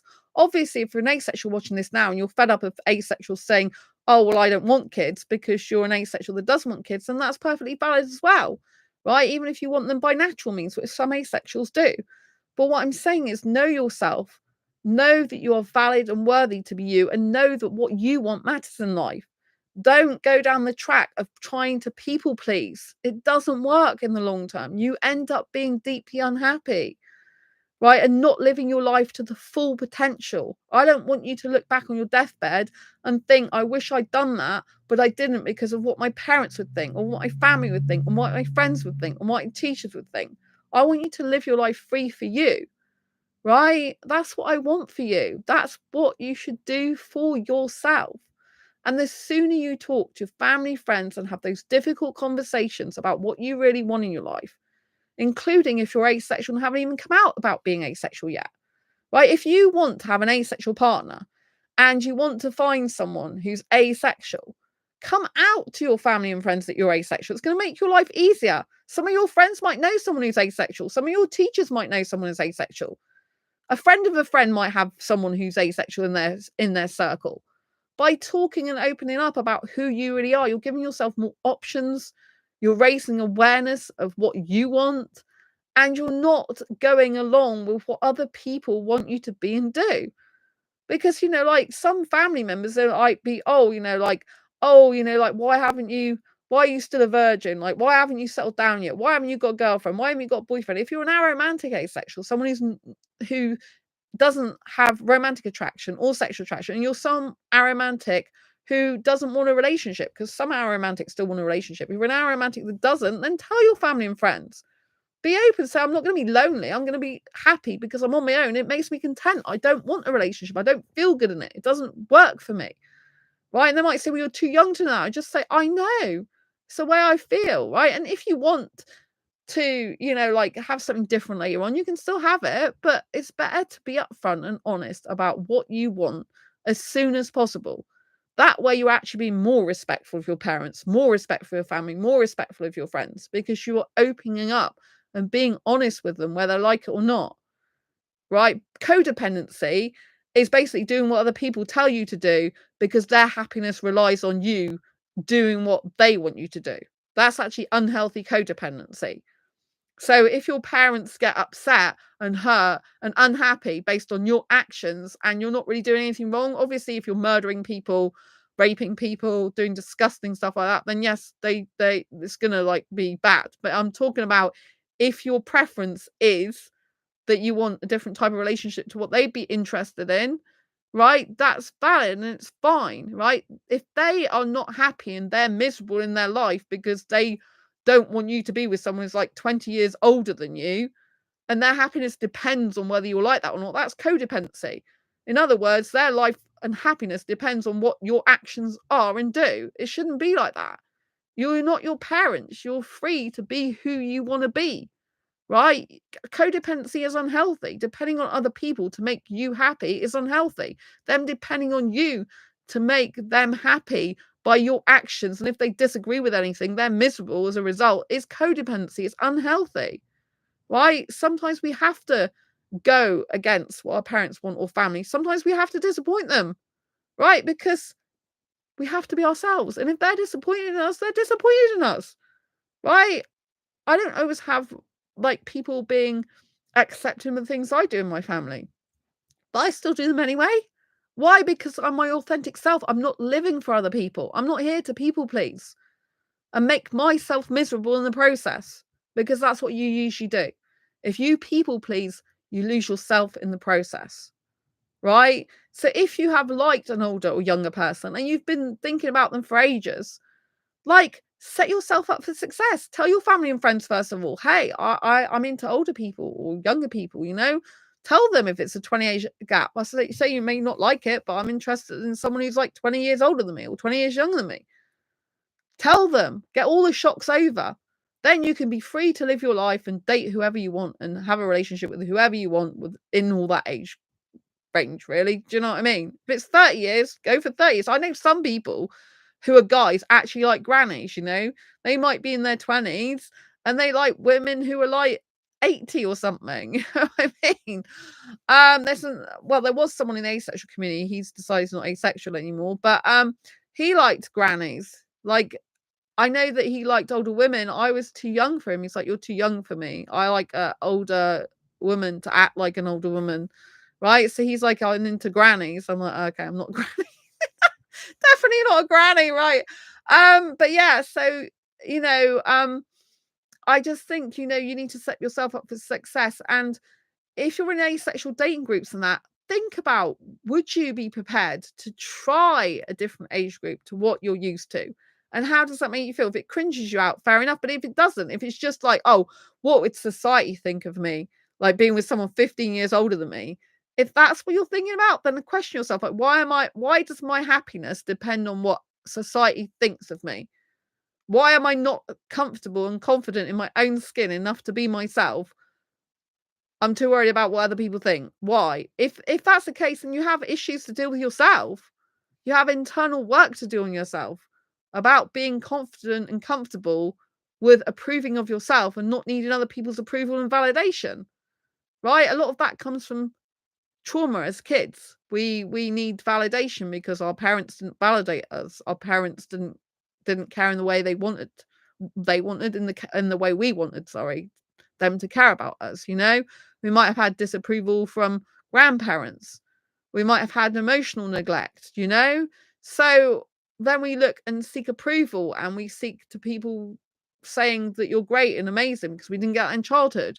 And if we think, oh, if I tell them I'm interested in someone's like 15 years older than me, but they're going to disapprove, then I won't actually come out about that. I might see someone in secret in the future, but I'm not going to come out about it because, they might disown me or something. If your family disowns you because you want a different age gap love, they may be your family in flesh and blood, but that's not true healthy love, right? Someone who loves you healthily, whether it's a family member or not, will allow you to be yourself and accept you to live the life of your dreams and what you want. Just because someone's your family doesn't mean to say they healthily love you, right? How many times have you come across someone who's actually toxic, who says, I love you, yet they're I was going to say explaining, but I meant displaying toxic behaviors, right? A guy can say he loves a girl, right? But if he's verbally abusing her, if he's smacking her, if he's shouting at her, if he's screaming at her, putting her down, belittling her, that's not love. He can say he loves her all he wants, but that's not love. That's not healthy love. It might be a toxic love, but it's not a healthy love, right? And just because your parents are your parents, for example, or your relations are your relations, doesn't mean to say they're healthy for you and love you healthily. If you have got to keep people pleasing them all the time, that's not healthy love. If you've got to do something to impress them, something to keep in favor with them, something that they want you to do and the way they want you to live your life, right? Then that's not healthy love. And you need to realize this. And the sooner you realize this, the sooner you can start breaking free of those societal chains and family relational chains that tie you down. The sooner you can be yourself and start finding people who are healthier for you, who truly love you for who you are. And the most important thing is to love yourself and realize you're damn well worth pursuing your own goals, your own interests, your own love relationships and interests. You're worth going after what you really want. What if you're a guy and the woman of your dreams is 15 years older than you? And what if you never meet up with her because you never allow yourself to? And you go from girl to girl and nothing really fixes with you. You don't really click with any of the girls you're with. And you keep going around in circles. And then something nags at you thinking, well, I seem to be attracted to older women. But nah, I can't be surely because I'm like 15 years old, maybe even 20 years older than me. That can't be right. Because the reason it can't be right is because people have shoved down your throat this is not right, because they expect you to do certain things like be with someone of your own age or close to it, right? So you need to actually listen to yourself and explore this, especially if you're asexual and you've been having a hard time trying to find someone, because it's like, why not explore that side of you? You explore your asexual side, why not explore that side of you as well? There are so many people in this world that are not living their true authentic life. So many people worried about what people think. I really don't care what people think. And my parents don't approve of everything I do. They don't approve of a lot of what I do. I still love my parents. I respect their opinion. If they don't like something, they can tell me they don't like it. But I'm not going to change who I am. I'm not going to change what I do because I'm not them and they're not me. That's not loving myself if I change myself to what other people want me to be. I wouldn't even be helping asexuals right now if I was the way my parents wanted me to be. You know, they're not on social media like I am. My mum doesn't even have social media. They don't believe in sharing your private stuff with other people. They don't believe in like snogging strangers or snogging guys in clubs or whatever. They don't believe in sex before marriage. And I'm a person who's never had marriage, but I have had sex with previous partners. You know, they really disapprove of that. But you know, like it's not all like, you know, life's not all roses. You know, like my parents' ideal scenario is you find someone, you get married to them, then you have sex and live happily ever after. My life didn't work out that way, right? I was engaged years ago. I was in a I've been in 2 long-term relationships. Both guys ended up being abusive towards me. If I'd have married those guys, either one of them, especially the last one, my God, I wouldn't even be recognizing myself. You know, the last guy was such a bad narcissistic gaslighter that not everything was bad with him. But, you know, if I'm pulling out the good stuff, as in he was kissing me in public and we used to both be into each other like that and stuff like that. And he wasn't bad sexually. But at the end of the day, he was very, very narcissistic gaslighting, swearing at me in the street, pinning me up against furniture and stuff like that. It's like, I was glad I got away from him. I was glad the relationship ended. Right? And if I'd have married him, just think what I'd have been like. I mean, I wouldn't even recognize myself now. I didn't even, you know, I lost like a sense of who the hell I was in that. I don't even think I knew who I was in that relationship by the end of it. I was treading on eggshells, frightened, fight or flight for years. That's why I got fibromyalgia, because of all the trauma I've been through. I don't blame him. I got into a relationship with him. I decided to be with him. And then he had kind of a hold on me, you know? And back then I didn't have self-love. So, and when you're with someone like that, they make you like not have self-love, or they make you feel like no one else will care about you ever, and that you're a piece of shit, basically, which you're not. You're the opposite. But that's what a gaslight does. It really messes up your head, you know. So I've had to like go away from that for years and like get used to understanding what narcissists like and abuse, and understanding all that dynamic and stuff, and toxic love. Oh, he used to say he loved me regularly, writing cards, buy me gifts all the time. You know, it's regularly, I love you. I think every day, maybe multiple times a day. But like I said, that's not love. That's toxic love, if you like. That's not love, right? And family members can be abusive too. They can be neglectful, which is part of abuse. So don't do what other people want you to do. Do what's right for you. Do what you want in your life. Be happy with who you are. Obviously, if it makes you cringe being in an age gap relationship, then don't do it. Right? But if you are an asexual person who's thinking, I can't find anyone, and all you're looking at is someone maybe the same age as you, why not try a different age group? Or why not think about it? Why not explore that and see how you feel, where you feel cringe, or actually you feel like, oh, I actually do like that. I mean, I've heard some people who are maybe in their 40s, women, And they actually get on, they actually have a lot of attention, a lot of interest. Some guys in their 20s, but like, oh, well, I couldn't be with that age group, surely, because they're like 20 years younger than me or 15 years younger than me. And like, it's not really what you do, is it? And it's like, well, it's not what you don't do either, because you need to do what's right for you. So, like I said, to recap on this video, if you're considering an age gap relationship, there are pros and cons to it. The cons, some of the cons are, you can have different interests. One can want to go traveling, the other doesn't. You can want children, the other person doesn't, or the other person can't have kids anymore. And, and different hobbies, different lifestyles, different interests, not suitable, right? Deal breakers don't match up, right? That's not going to work. Right, but you can have age gap relationship where the older person's like got a younger soul, the younger person's got an older soul. You've got shared interests because of that. You've got shared values, beliefs, goals, mission.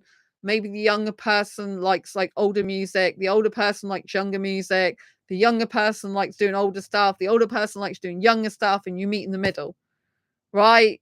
So you have like hobbies that are similar. You both like maybe photography. You both like, maybe you both like social media, and one feels one wants, like a younger person, for example, is looking for emotional stability, security, someone with knowledge and wisdom in the world, someone who's more worldly, someone who they can kind of look up to and respect, and someone who's not going to mess around and play head games, and the older person's wanting for like the young energy in their life, wanting a younger perspective, wanting to feel younger and to stay younger, wanting to be younger, and they are younger. They do younger stuff. They watch younger movies. They listen to younger music, and they just are younger. And someone their own age just wouldn't relate to that, right? So they are things that can work then, because you've got to take not just the age gap, but what actually is your hobbies, your interests, your values, beliefs, your personality traits, and are they compatible? Is that person caring? Is that person loving? Does that person understand you? I come across some Indian guys, for example, and they go, oh, like I was with, they find girls and it's like, oh, they just don't understand me. Yeah, an older girl like me would understand them and could give them that they don't have with the younger girls, right? Because they don't understand them on the same level.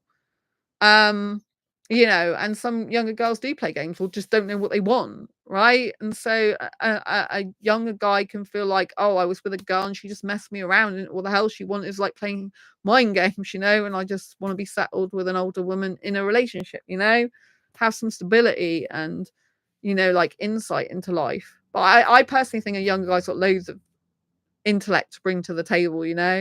I think younger guys are very intelligent. I think they match my intelligence well. I'm intelligent as well. I think it works well. So yeah, let me know what you think in the comments. Obviously, Doc's already said in chat, thanks for being here, Doc, that he prefers to be with an older woman for 3 reasons. Let's recap on those. They're confident in who they are, which I totally agree with. That's an older girl who likes younger guys. They know what they want. Very true. And they have no time for playing head games. Yes, exactly. Ash, hashtag been there, done that. And yeah, I think it's so important. Get someone who's stable, strong, who knows what they want in life, who's got their shit together and doesn't care what people think. Therefore, you're going to have a lot more stability in your own life. It's no good getting into a relationship with someone who doesn't know what the F they want, because, it's just like a roller coaster ride, a seesaw, and it's just destabilizing. Obviously, you get some people who are younger who don't know what the hell they want, who will screw around, and I wouldn't recommend if you're an older person, getting with someone like that if you want a serious relationship, right? So I think an older person should only get with a younger person if the younger person's mature for their age, got an older soul maybe, and who knows what they want, and who's already got their shit together, got their career that they want, done their education, knows they don't want to go traveling around the world unless the older person wants to travel with them, which some older people do. They like, oh, I want to do that. I didn't do that when I was like younger or whatever. I don't want to do it now with you. So think about that. Kids is a big issue. If you're a younger guy into older women, please do consider that some older women just don't want kids anymore. They've got their own kids, they don't want any more, or they just can't have kids anymore. Like, do you want the older person or do you want the kids? If you want the older person and kids, you have to find someone who's not that older, who's a bit younger than that, so they can still give you children. If you don't want children for 10 years and you're going for someone who's like 42, By the time your 10 years come, they probably can't have kids anymore. They might not even be able to have kids even then. I know some women stop having their periods in their 30s. I knew one woman, she wanted kids, and by 39, she could have them anymore. I can still physically have kids, but I don't want them. You know, I look forward to the day when I can't have them. So, yeah, but there we go. Of course, there's always adoption, but you know, if the woman is like older and she doesn't want kids, she doesn't want that responsibility, she wants like freedom in life. A lot of older women, once they've had their kids and their kids are grown up, or they didn't have the kids in the first place, they want their freedom, they want their pleasure for themselves, they want the finer things in life, they want to enjoy their life, they don't want to be tied down to some child, right? They want their freedom. So that's why it can work with the younger person, but not if the younger person decides 10 years later they want kids. Because the older person can be like, I want my life for myself now, my freedom to do what I want when I want, not care what people think. And like someone who's like in their 20s might be like, you know, more carefree in that way, might be like, oh yeah, I want to enjoy my life, have the freedom with my partner. But then if they want children in 10 years later, that's just going to stop the relationship. They're going to break up. It's going to be very painful, right? If you're a person who wants to move to another country, don't start a relationship with an older person who wants stability in a long-term relationship, because you're just going to break their heart. I see people who are students come to this country and they want a partner. I'm like, you know, I'm like, how long are you in this country for? Like, when does your study end? Oh, it ends next year, September. And I'm like, well, I can't get into a long-term relationship with you then, can I? Or I don't understand why you're looking for a long-term relationship, because, you know, you're just going to go back. For example, if it's an Indian guy, you're just going to go back to India and your mum will arrange you a marriage in a few years' time. That's how it works.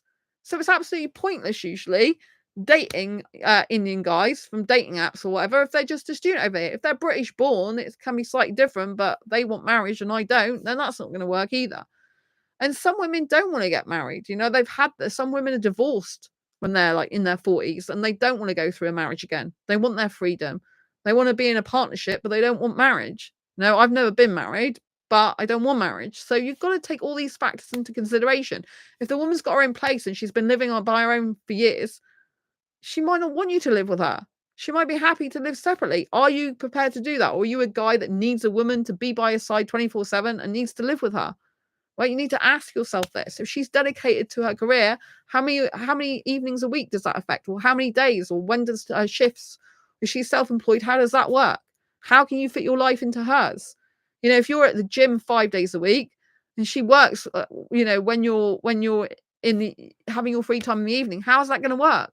What's it going to work like at weekends, right? If you're there and you've got extracurricular activities for your uni, for example, and she's got all her weekends free and she wants to spend time with a younger guy at weekends, and you haven't got your weekends free because you're like, I don't know, playing sport on Sunday, hang out with your mates on Saturday, that's not going to work either. You have to realize if you have an age gap love, how is their lifestyle and your lifestyle going to be compatible and work? You have to be thinking about these things up front. And when you come across someone on a dating site or for a possible relationship, you have to be discussing like, how would this work out? Right? If you can't even have open, honest discussions and it's all about romance, lust, sex, or you know, just thinking about shallow things, it's not going to work.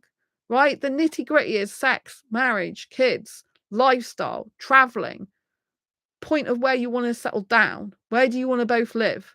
I have some people I come across and they hate the UK. They don't want to stay here. That's no use to me because I love the UK. Right? So you've got to be thinking of all these things. It's not just the age you take into consideration, it's all these other things. Right?